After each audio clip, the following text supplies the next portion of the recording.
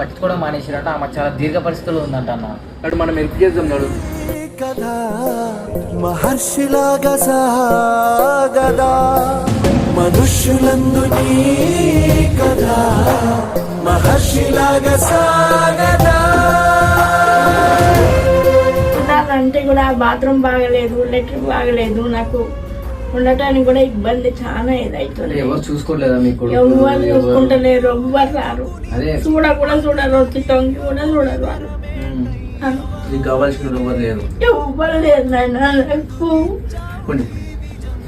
ఏమోకమ్మా, ఇదో మేము కూడా కొడుకులు లాంటి మాకు తోచిన సాయం, అన్నకు తోచిన సాయం ఏదో మాకు అయినంత మేము తెచ్చినాం.